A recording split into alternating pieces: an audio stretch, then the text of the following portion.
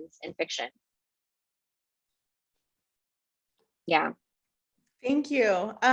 So we're going to have a little bit of a conversation for a while, and then we're going to do a Q&A. So I have some questions that I think we'll all be interested in. And then please, if there's anything you want to follow up with, please do so. So when we got contacted about, this event, I was super excited because, I haven't really seen a YA or, romance novel writer who is so prolific, right? Like I just went through your bibliography and I was like, there was so much literature. And what I was thinking when I was like reading through it and reading through the works that I've read is I would put this in a class in a second, because what I do is I teach Chicana literature, actually. So I am a professor in ethnic studies at UNM. And I was thinking about like how important it is to like have this kind of representation in science or fantasy, I guess. So I'm curious, what kind of science fiction / fantasy like spoke to you as you were coming up? Well, when I was a kid, so I started writing when I was 13 years old, right? And I didn't like reading. I thought I'm like, reading is boring. All of these books are sad. We're reading Number of the Stars and How the Garcia Girls Lost Their Accent. And I'm like, yes, these books are so important. They're like literary canon. But they're also like when you're a 13-year-old kid and you just want like magic, you're not. I didn't even know Harry Potter existed at the time, right? So because like we didn't buy books, we couldn't afford books. So I would just go to the library and I discovered this book called In the Forests of the Night by Amelia Atwater Rhodes. Like the year is 1999 and I'm at the library in Queens, New York. And so it's this book sort of became this entry point for me. Because the author was 14 when she got published by like a real publisher, by Random House. It was only Random House at the time. And so she got published by Random House and she was only 14. And I'm like, you know what? She's like a 14-year-old white girl from Massachusetts. And I'm like a 14-year-old immigrant from Queens, New York. We have literally nothing in common except for like, we're both 14-year-old kids. But that was enough. Like that, even like the thing about representation, it's like you don't need a whole mirror all the time. Sometimes you need like even the smallest window, right? And that was enough. And I was like, oh, this is something I can do. I don't have to be like a dead white guy in order to be an author. And that changed my perspective. And from then on, I would just go to the library at the Jamaica branch of the Queens Public Library, and I would like put in like vampires or eclipse or any like or witches, like any kind of like magical sounding word, and I would check out those books. And so those, all of the books by Amelia Atwater Rhodes, Holly Black, Animorphs, like all of those fantasy books really became important to me because it changed the way that I looked at fantasy. It wasn't just Lord of the Rings. It wasn't just high fantasy. It was fantasy that was in this world, and the magical world was on top of our world, like Buffy the Vampire Slayer and Charmed. And so I just like lived in this bubble of TV shows and urban fantasy, and that really shaped the way that I look at story. And I feel like you can even see like and Star Wars, right? Like I grew up with Star Wars in my family. We're all a Star Wars household. Mm-hmm. And that also influenced a lot of my work. Yeah,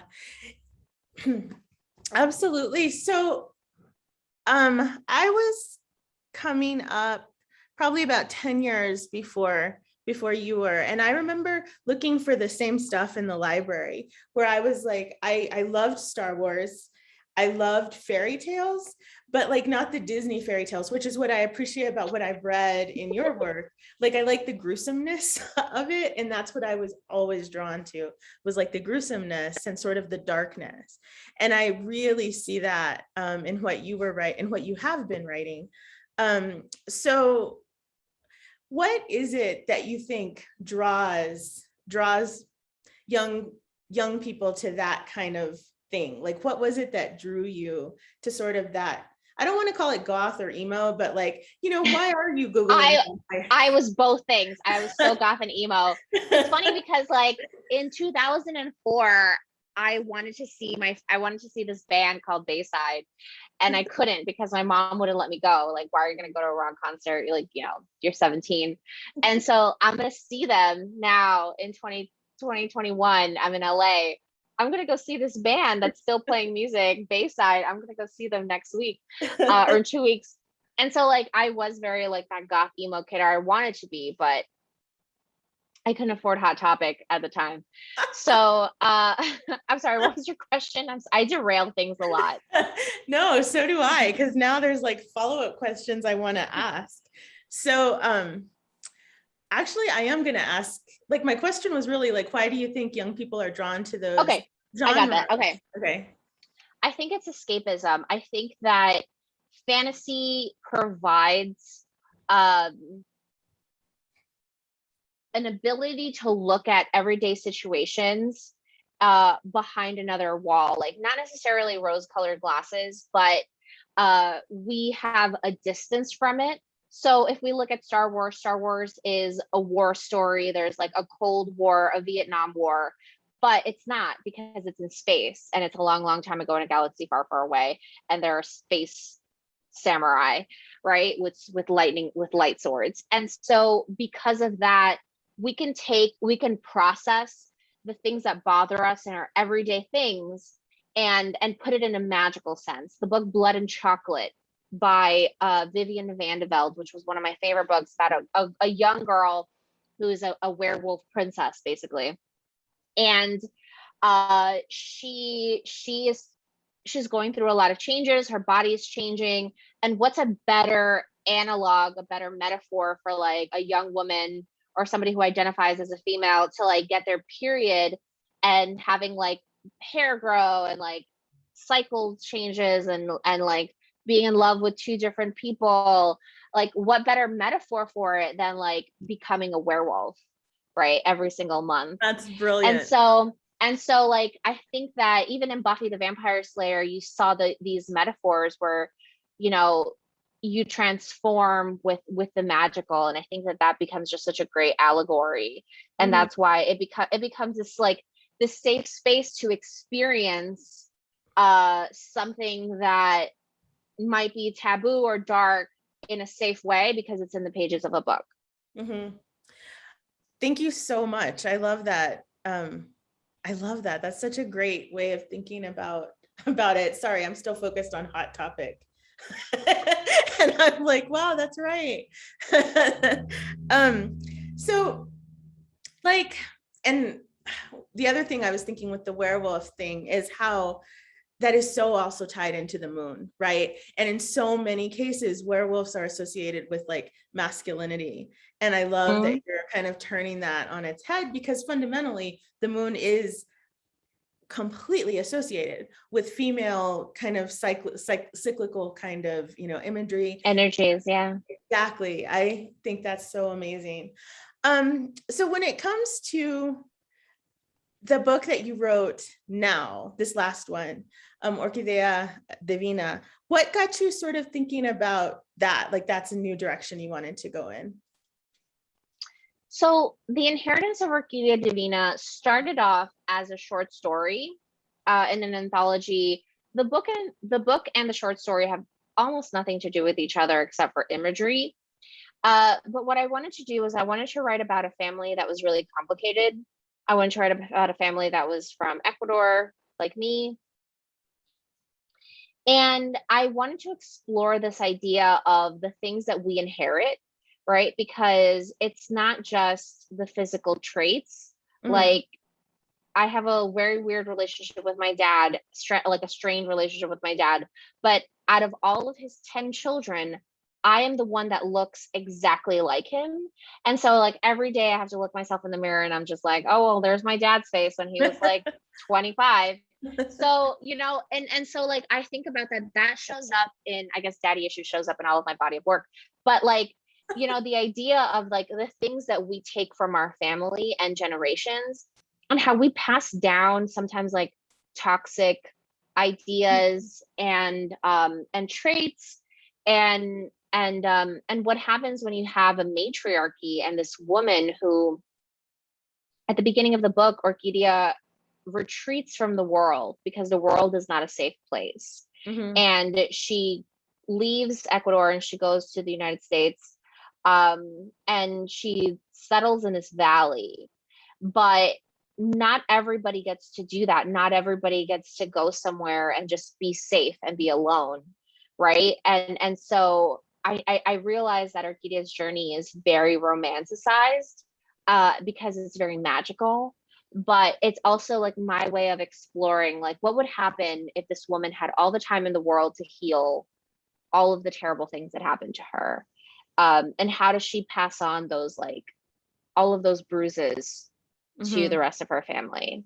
Yeah, that's really interesting, because I can see that theme, like when you're talking about matriarchal and sort of looking at the lines, like, yes, you've got this complicated relationship with the fathers in these books, but a lot of the structure and the power of the relationships are between mothers and sisters and aunties, and that set of people in those books. So I love that you've done it that way, especially when you do think of the very traditional kind of ways of looking at stuff, right? Because there's like you said, when you're talking about the werewolves, but then there's also these long relationships within science fiction, fantasy, and sort of white male identity. And so to pull it out of that into these other things, I really, really love. And I'm sorry, but I was also thinking when you were talking about vampires, my thing in like junior high maybe was Anne Rice. So I was like so hungry for this kind of work. So one of the things we've done with some of the writers that I think would be good for our audience, because I know we have some people in this audience who are writers too, is so how did you get started? Like, what kind of pushed you to get into the publishing part of it? so when I was in high school, like I told you about when I was like 13 and I read that story, and I had to write a essay for my class, my English class, and not an essay, a short story. And so it was like, write a 3-page short story. And so instead of writing a 3-page short story, I wrote a 21-page short story. And I took like the drama that my best friends were going through, and I turned it into a book, like a book. It was a 21-page book. And so, but I did a very bad job at covering up the names, right? Like that, that legal thing, like none of this is based off of real characters. Like I couldn't say that in my class. And so I actually got in trouble by a lot of like my friends, because they were like, how could you write about this? Like, this is not right. And it's fine. It worked out. But nobody would tell me their secrets anymore. Anyway, so I started writing there, and my teacher in high school, Mr. Johnson, he gave me, he asked an assignment, like, what do you want to do when you're an adult? Right. And I was like, I want to be a writer, because if I wasn't a writer, I literally would die. And I was very dramatic. I'm still dramatic, right? Like I'm a Cancer, it's fine. And because of that, he sent my application to the National Book Foundation, which they had a writing camp that was all ages. I think like 50 people got in every year, or maybe less than that, but I don't remember. But I was definitely one of the youngest people that went. I was 16. And,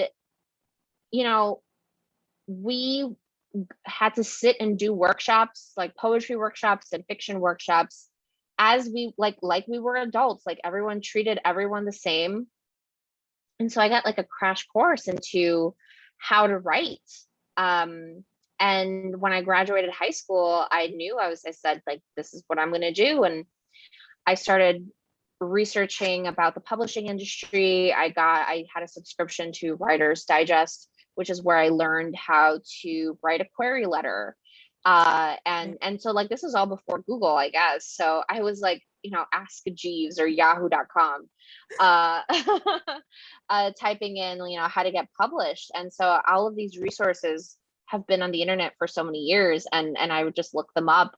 I wrote my first query letter and my first novel, and I obviously did not get an agent because my book was terrible because it was my first book. But then I wrote another book, and that one still didn't sell, but I did have an agent. And then I wrote a third book, and the third book sold when I was 24.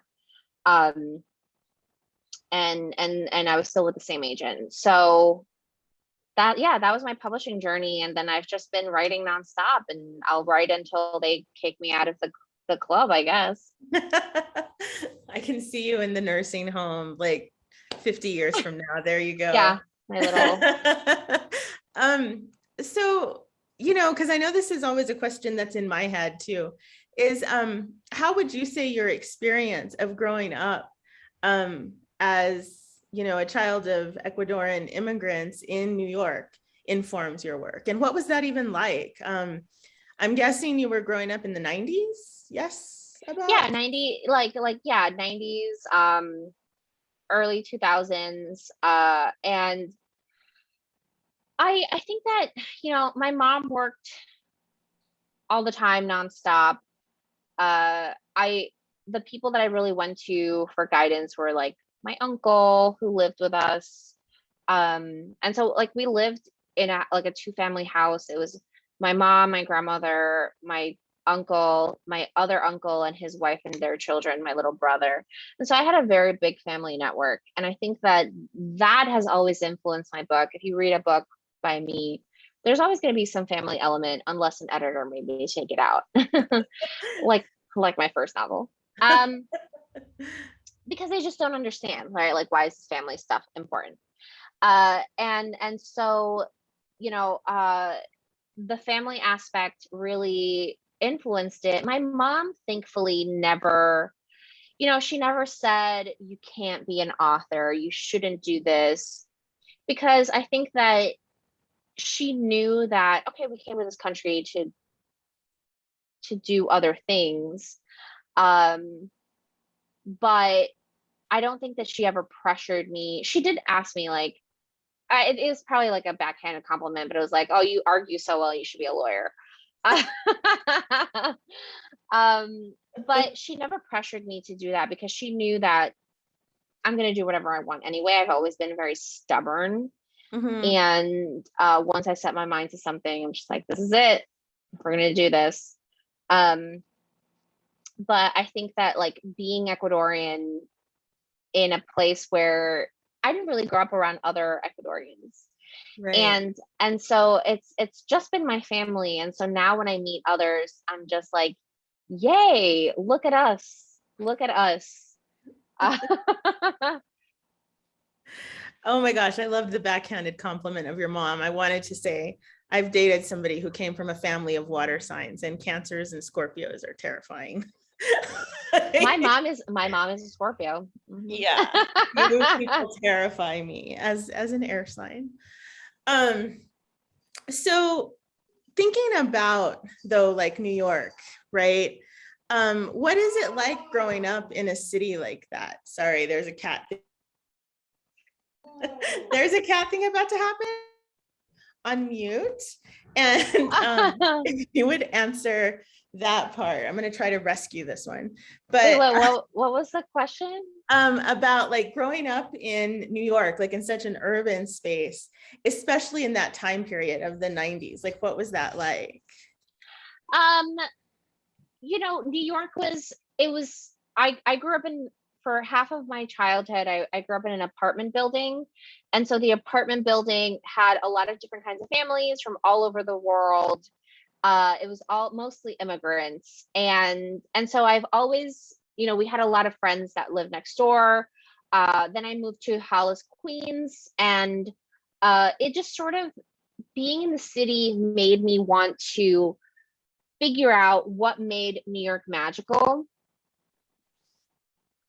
And and that's why I think I gravitated toward urban fantasy and contemporary fantasy, because I wanted to figure out like why are these places magical? What makes these places different?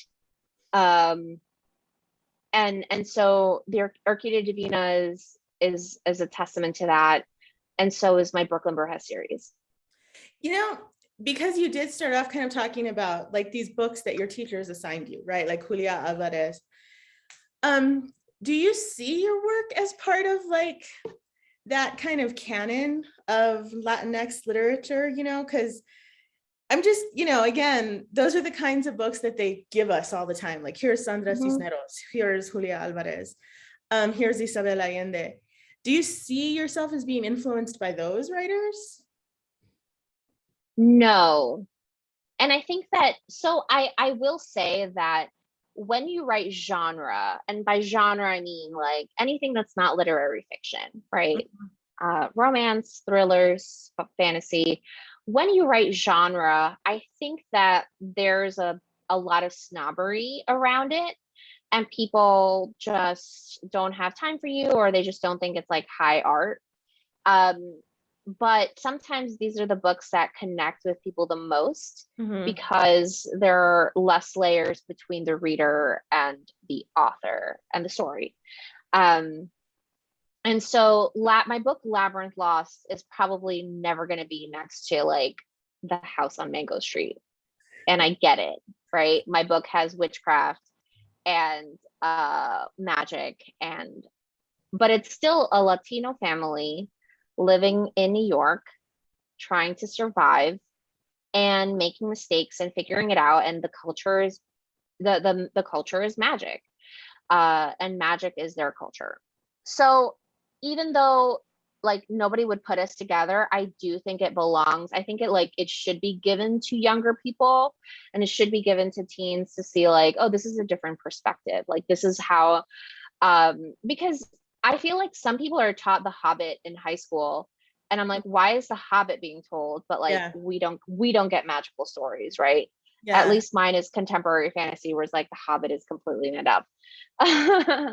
Well, you know, one of the things that so because you did, and we have been using the word magic, I mean, so much of Latin American, you know, fiction, they put in this magical realism, like they're all into this idea of magical realism. And so this kind of begs the question, well, then what's magic? Like, what are we looking for? Like, what's the difference between this, like putting on the pedestal of magical realism, right? Like high art fiction, which we're totally like getting rid of that idea. And then this, you know, folk witchcraft magic fiction, right? Because they do, everybody's like the magical realism of Gabriel Garcia Marquez, the magical realism of Isabel Allende. So they'll give that, but they won't give this. What do you think of that? Well, I think Archaea Divina specifically does belong in that group, right? But Labyrinth Lost doesn't, because Labyrinth Lost is completely fantasy, right? And I think it's a way that like people devalue genre. But when it comes to like magical realism, to me just means like magic in the mundane. And the reason that Latin American fiction fits in that, especially in like the 50s and during that time period, is because you have people writing about their family members disappear. Is it the ghost, or is it this militia that is fighting against the government, right? It like, you know, is it I'm sick and then all of a sudden I get better? Is it medicine, or is it an angel that came down and healed me because I believe in God? And I think that like that is magical realism, where it's like it's mundane everyday occurrences that are magical that can't be explained. And because it is so similar to everyday life, and you can't really separate one from the other, that's what makes magical realism. And Archaea Divina does fit in that category, but I feel like the rest of my work doesn't. And I'm okay with that. So when you were writing Archaea, Divina, were you sort of thinking about those writers that came before you as you were doing it? Or were you kind of? No, I feel like I always feel like I'm on my own. Of course, I love being compared to like Marquez and Isabel Allende because they're incredible and amazing, and I grew up reading them. So I actually, and there's a rooster in in Orquídea Divina named Gabo because Oh, sweet. I used to love like the short story collection by Gabriel Garcia Marquez, nobody talks to the Colonel anymore. Right. And so I just think that I can't control where people are going to put me, so I just have to write the books that I love, like the stories that really call to me. That's all. Oh, thank you so much for answering that. So we have, it's about 6:30 and we have one question. So if you all want to start putting your questions in, you can. We're going to keep talking, but there's just one question that I think kind of fits in with this section. Would you consider writing horror or graphic novels? From Adrian. Um, I I don't know if I can write horror. I think that I might be able to write campy horror, right? So like something like Scream or I Know What You Did Last Summer, where there's a lot of body humor. But I don't think I could write something like Stephen Graham Jones, which is just like very scary. Mm-hmm. As for graphic novels, I wrote a one-shot comic for DC. I'm sorry, for Marvel. I wrote like a Gamora short story for them. And so that was really fun. And I would love to revisit graphic novels, but not anytime soon. I think that's just something that like it's not calling to me right now, but if I had an idea, I would definitely do that. I just want to add a little like piece of trivia. The woman who wrote I Know What You Did Last Summer is actually from Albuquerque. Oh. There's a whole book that's set in Del Norte High School, if anybody wants to go look that up. So Nice. Deanna writes, what's the hardest part of being an author? The hardest part of being an author is finding the will to keep going, right? I think that, you know, being a writer, you put a lot of yourself on the page and you're often figuring out how to make a story new, how to make a story authentic, how to communicate a story to a reader. And these are things that you're not in control over. And sometimes it's just very frustrating and you want to stop writing, but then, you know, you have to ask yourself why you do this in the first place, because, you know, I'm going to tell you, it's not for like the rock and roll lifestyle for sure. And so once you really figure out why you want to tell stories, that's what makes being a writer easier. It makes being a writer more fun. I know that I have to tell stories, like it's part of who I am. And I have figured out the avenue, right? Fantasy, romance, as well as work for hire, right? Like working for companies like Star Wars and Marvel. And so I have figured out my place in this big crazy industry, which is it's overwhelming, but my friend Danielle and I, we have a podcast called Deadline City. And so we just talk about the industry and like how to make it less intimidating for people. And we just chat, like we just talk about the things that bother us, and a lot of things bother us about being authors and being in publishing. But you know, other than like, so the hardest part is like figuring out a way to motivate yourself to keep going. And sometimes the things that's going to help you is like other people, but the main thing is why do you want to do this in the first place, and why do you want to tell stories? And once you figure that out, hopefully that becomes a lot easier. So you brought it up, and I just want to ask, what about the genre romance? How did you get into that? was kind of a dare. In 2013, I was at a bar with my agent at the time and two of our best friends. And we were talking about this like new wave of millennial, we didn't call ourselves millennials in 2013, but you know, like this new adult like craze that was happening in self-publishing and romance publishing. And so my agent was like, you could do that, like you have a good voice for that. And I was like, maybe, you know, I love rom-coms, I love all this stuff. And so she sort of dared me to write a book. And we sort of like came up with an outline at the bar while we were drinking happy hour drinks. And I took the plot of the Britney Spears song Lucky. Okay. And I was like, all right, I'm going to turn this into a romance novel. It completely changed after I started writing it, but it was a starting point. And that's how I came into romance. It was just like a complete dare and Britney Spears. Did you read much of romance growing up at all? No, I didn't read romance growing up, but I read it after college. Yeah. What about in your family? Like, I know you said that you didn't buy books, but did your family like go to the library together, or was that something you were venturing out on your own? I was venturing out on my own, but my grandmother loved to read. It was hard finding some books in Spanish for her though. Mm-hmm. But my mom would buy me books at like a liquidator or garage sales. And so sometimes like these people would put up their like, look at this collection of Nancy Drew books for like $1. And so I had a lot of Nancy Drew and Hardy Boys, even though like I don't care about the Hardy Boys, but they're free. So you know, that's basically how I had access to books. Just real quick, everybody, I put the link for Zoraida's podcast in the chat if you want to go check it out.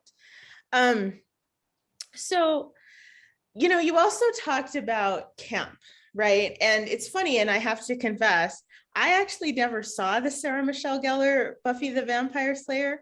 I saw the original one in the theater in junior high. Yeah. So it's like, when I think of Buffy the Vampire Slayer, I always think of the old one.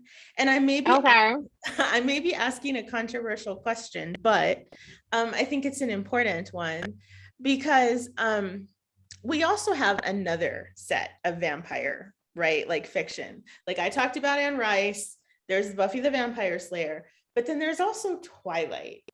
Right. So I'm just curious, what you think, I'm just going to be blunt. So with like Twilight, I'm not a big fan. Sorry if anybody's a big fan of Twilight. How do you think you have sort of gotten into and maybe even turned on its head kind of camp the way that we were so used to seeing it in like 90s and early 2000s kind of genre, whether it's film or fiction? I think, well, so, you know, I don't think like Twilight's definitely not camp, right? I think it takes itself too seriously. Right. But with my work in urban fantasy, like Labyrinth Lost specifically, I feel like I was trying to tell stories like everyday people, something big happens, right? Like, oh, we have this quest, we have this like magical thing, and we have to fix this problem. There's like zombies in Brooklyn. I like got kidnapped by fairies. And like, how do we address this as real people?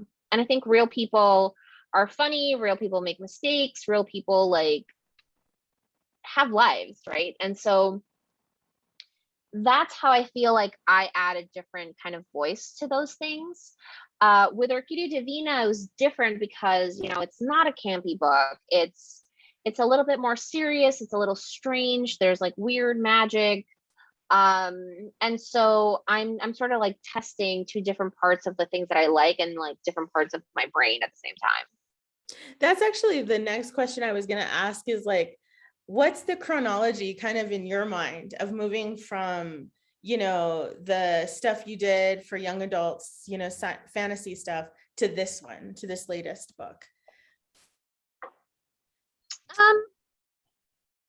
Like, do you think it's because you're getting older, or do you think it's about just like a focus? I I'm don't old. know. No, No, I'm just no, no, saying, no, like, no, I'm no. curious. No, it's because it's just, I couldn't imagine this book being for young adults. And Mhm. so I write, you know, I will write young adult again eventually. I'm gonna write I have a middle grade book coming out next year about a family of monster hunters, monster protectors, right? It's called Valentina Salazar is Not a Monster Hunter. That comes out next year from Scholastic.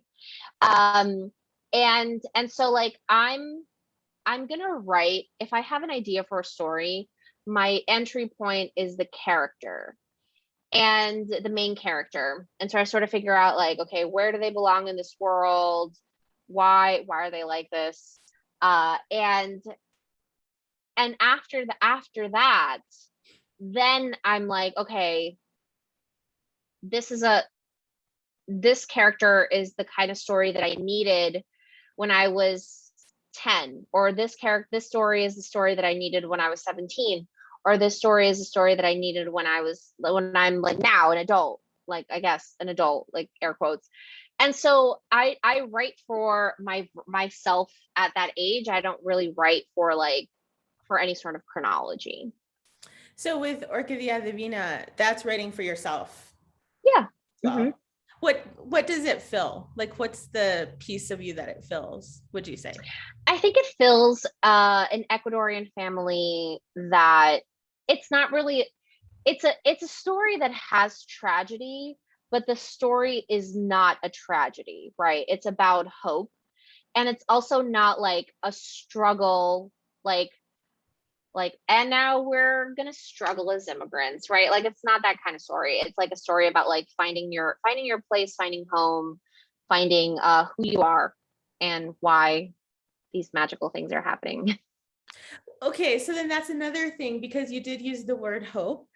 Um, when you're talking about like the immigrant kind of, you know, and I am putting quotes in the immigrant because we know that there's such a diversity of experiences, but when it comes to the way that a lot of fiction has talked about it, it's like there is the immigrant story, right? And it always looks the same.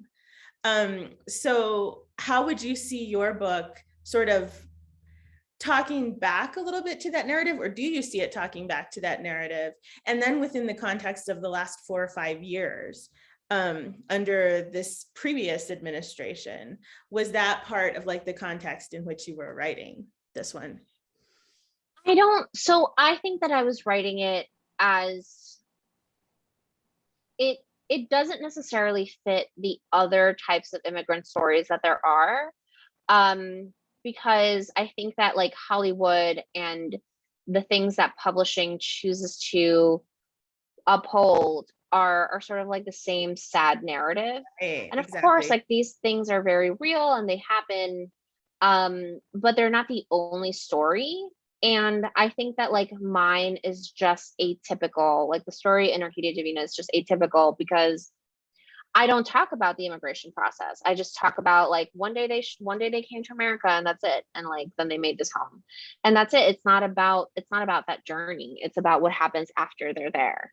And so that's how it sort of delineates from the usual narrative that we see.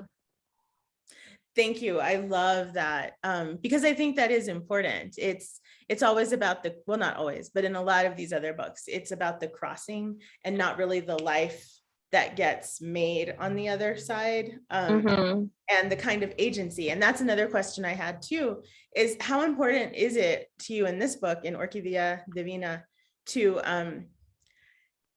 sort of give the agency to the main character? Like, how did you go about like making that character into somebody that that is active, dynamic, right? Somebody that doesn't just kind of let things happen. I think that the way that I give Orquídea agency is that I let the pieces of her decisions develop in an organic way. Mhm. because, you know, she essentially runs away from her old life, and she starts in twice, and then she starts a new one for a third time. Um, and it's a book about consequence, and the consequence of our decisions, Mhm. and the decisions that we keep making. Mm-hmm. See, I love that too, because, this is another example, and I'm always thinking about it because I'm thinking about like the canon, which we should totally disrupt, of Latinx or Latina literature, which is in itself so diverse. And that's why I love that you're speaking specifically from a particular experience as, a person with experience with Ecuadorian, like parents, Ecuadorian culture. And I really appreciate that, because otherwise things get so wrapped up in this umbrella. So I think that's part of why I wanted to ask that question too, was because even though there's been some changes, the stuff that gets propped up still keeps women in very, very similar, like Latina women still in some very similar kind of roles. Yeah, absolutely. And film, like we could talk about film in those roles too.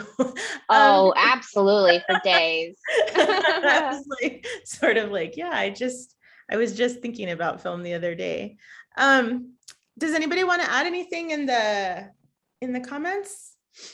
Well, I have a question for you, Zoraida. I'm Jennifer DeGarmo, the events coordinator. I'm the kids events coordinator for Bookworks. And the question I have is, if you could you please talk a little bit about writing YA versus writing for adults and how it's different? Mm-hmm. It's not really different for me because I use the same process, right? I outline the same way, I ask the same questions of my characters. I think that if you read my YA and you read my adult, I think you see the voice is very similar. The things that change are situations, I think that even though young adult literature can be very versatile and include a lot of things, I think that Archaea Divina just includes a little bit more emotional violence, and more sex scenes than I would put in a young adult novel. And so the only thing that is different, I think, is situations, but the writing process is very much the same for me. Do your editors try to edit out like when things becomes a little bit more graphic when you're writing for YA? Do they, or do you? No, because I think parents, they don't care about violence. Parents, when they're reading, they don't care about violence. They're like, oh, there's a mass murder here, that's fine as long as there's no sex or cursing. Well, I heard about that when I was looking at books for my daughter. That was a big one, I think. Yeah, no, it's definitely like I have like been at book festivals where like a parent is like, is there any sex in here? And I'm like, no, but is there any sex or cursing? And I'm like, no, but there's like a lot of killing. And they're like, that's fine. And I'm like, all right, well, cool. Cool. And I'm just wondering what you're reading right now. For the adults, I'm reading Saint by Sierra Simone, which is like an erotic romance about like love and religion. And I'm also reading Empire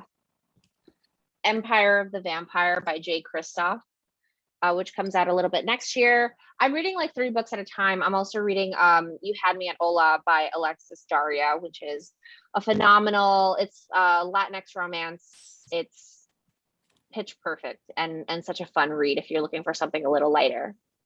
Nice. And the author is Puerto Rican. Awesome. Those are books that I'm definitely going to read. I actually have a very selfish question for a second, because I can already see putting a couple of your books on a syllabus for my classes. And I'm like, because I just can see this amazing conversation coming out of it. So my selfish question is, would you be open at some point to having like more discussions on like how your work fits into Latinx literature, because I really love this idea. Because even though like you're talking just a little bit about representation, as somebody who loved Star Wars and vampires and all of that stuff growing up, I think part of the reason I latched onto it was because, like you said earlier, they were different. They were on the margins. Early vampire stuff, like in the 90s, or I don't know when Anne Rice was written, it's like those were people of color, they were queer people. And it's like, I loved that in those books. And so it's so nice to see that in your YA books, but in your adult, in Archaea Divina, what I love too, is that you're a younger voice participating in this Latinx, Latino, Latin American, South American kind of literary tradition, right? And like adding it onto that is this immigrant experience that, like I said, for all that, for all the good literature that has been written on the act of crossing and, all the stuff that's about sort of, the trauma of the desert and the river and things like that.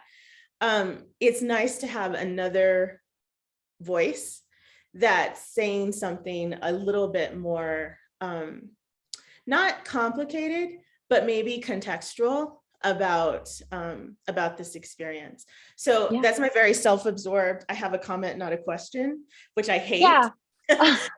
No, but I do have, actually one of my old literature teacher from college, he actually teaches Labyrinth Lost in his Latino, like Latin American studies class at like Idaho or Iowa, one of those. I always get them confused. And so he teaches Labyrinth Lost as just like, yeah, this is fantasy, but like it's still a Latin family, right? It's like if the Charmed sisters were actually Latinas and the magic was actually like Latin American magic. So that is like, it's something that like I feel like, yeah, I would love to have those kinds of conversations, because they should be had. And I think that like, we talk about shaking up the American canon, but I think that like we should also make room for the canon, the Latin American canon, because like we need to make room for the Latin American canon, because we're the immigrant experience is always going to keep changing. Yeah. And so like I can't identify with the house on Mango Street, but I can identify with Elizabeth Acevedo and her new books, right? Mm-hmm. Her contemporary books about like modern day New York. Exactly. And so I think that like we just have to like keep shaking things up. Absolutely. I mean, I think that's why I was just having this conversation today, because I can't identify with House on Mango Street either. And I'm always like, I do not know this experience of the barrio in Chicago. Like my experience is all rural. So I'm always like, I can't get that one. Crystal Mora says, it's like how one thing I love about your other books is that yes, the characters are Latinx, but it's not just a Latinx story. Being a daughter of immigrants, I feel like I sit on a fence. I'm too Latinx for white people and too American to other Latinx. So yes, thinking of Brooklyn Brujas. There are aspects of the culture and the magic is based on Afro-Latinx, but it's a fantastical story that happens to have a main character who is like me. Yeah, exactly. It's there has to be room for more stories like that. I think that if you look at Maya Matane, she has a post-colonial fantasy called Nocturna. That's phenomenal. And so like there are people that are going to start writing in that space, and hopefully there's just going to be a lot more, because I can only think of like 4 of us. And to go in line with what Crystal says, I think that's also important, is putting out there an Afro-Latinx experience as well, because that's something that we know it's part of our experiences, obviously, but even within our families, we don't talk about it so much. So I think that's such a Maya Matane's is specifically an Afro-Latinx perspective. So it's really a great novel. Thank you for giving us that citation.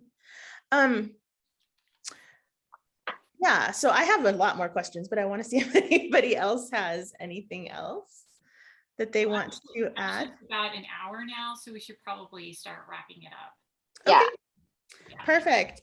All right. Well, thank you everybody for coming to this. And I do have Archaea Divina, but it's in another stack of books and I don't want to have to get it up. So there I want to say that if you buy the book today from Bookworks, I'm going to post here this website hosted by my publisher where you can claim, they'll send you for free a sticker sheet and cool. a postcard that says "Welcome to Four Rivers," which is where some of the book takes place, as well as a bookmark and a book plate, which has my signature on it. So I love free stuff. So just go get free stuff if you like submit your Bookworks receipt. Yes, do that, everybody. We've got a great store there in Albuquerque, so please support it. All right, well, thank you so much, Zoraida. Thank you, Charmaine, for saying thank you. It's good to see you, even though I didn't see your face. I know who you are. But anyway, so thank you all for attending. And Zoraida, I really do hope we can connect soon because I would love to put some of your work in my class. Yeah, here I'll send you my email in the chat here. Perfect. In a message. Yeah. Thank you so much. So before we wrap up, I just want to remind people also that if you want to check out future events at Bookworks, you can go to our website, which is bkwrks.com, and look under the events tab and click on that, and our events calendar for the next month will show up. You can also scroll over to use the arrow, the over arrow, and it'll show you future months for future events, and you can RSVP for those. You don't have to, for most events, you're not required to buy a book. But please consider buying a book when you come to these events because it helps support our events program at Bookworks. So thank you all for joining us tonight. Thank you, Zoraida. It's lovely to see you again. Yeah, absolutely. Thank you. And thank you so much, Jennifer. Yeah, thank you. Bye, everybody. Bye. Bye.